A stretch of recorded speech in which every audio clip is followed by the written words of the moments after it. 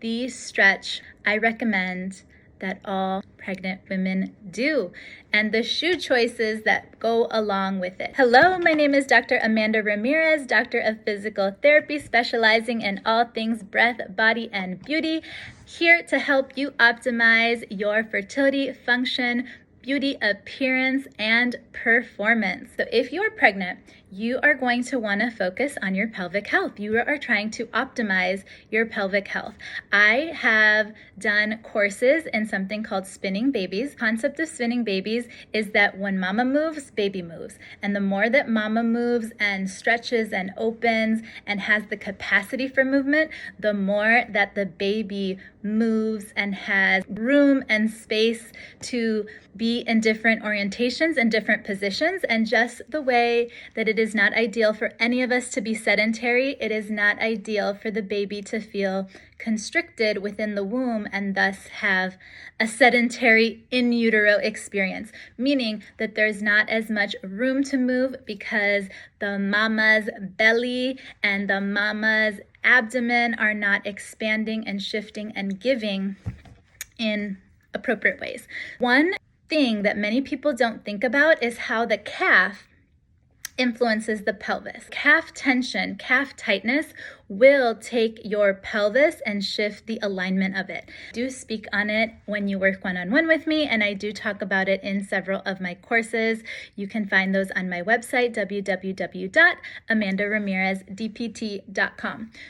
When the calf is tight, it will shift the alignment of the pelvis, and that is not what you want when you are talking about trying to create space and room for not only the baby to move in utero and during your pregnancy, but also create the space and the expansion that the pelvis needs building up to birth and labor and delivery. The go-to stretch for all my pregnant mamas that I want you to start researching, exploring, and considering, and talking to your medical provider and to your favorite physical therapist.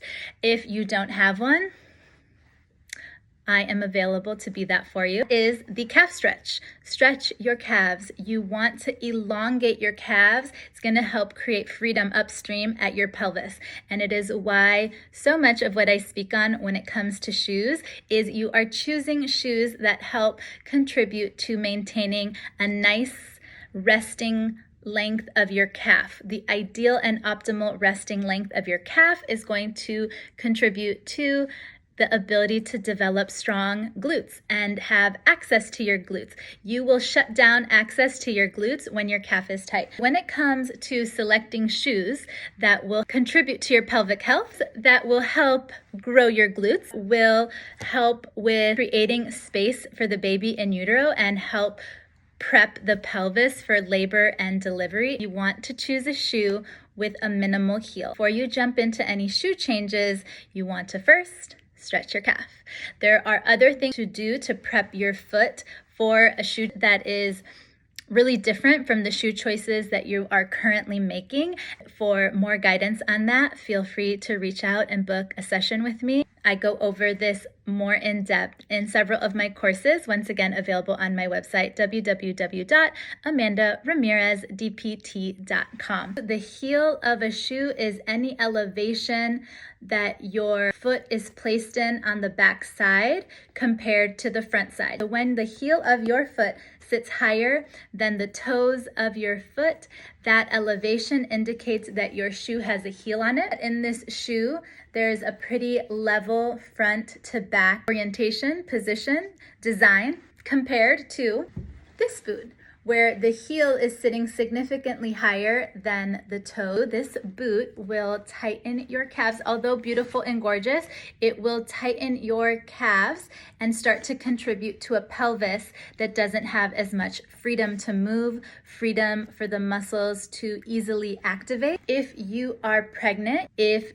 you and your health provider determine that that is the right stretch for you, you want to start stretching your calves. And if you are starting to develop your calf length, you want to maintain it with your lifestyle, because you cannot be doing exercises for 2 minutes a day, 3 minutes a day, and expect it to override your lifestyle choices of the shoe choices that you're making. Consider your calf length, consider your shoe choices so that your baby has room to move, so that you have room to expand, and you prevent things like diastasis recti, the separation in your abdomen, so you prevent things like back pain, so you develop a nice and strong and stable core as you are growing and expanding. When you are considering your shoe choices, when you are considering what stretches to do to improve your foot health and your foot function and to have high performing feet and to improve your pelvic health and have a high performing pelvis, you know that I am your go-to resource. Check out my other videos on these topics and check out my virtual courses on my website, www.amandaramirezDPT.com. Take care.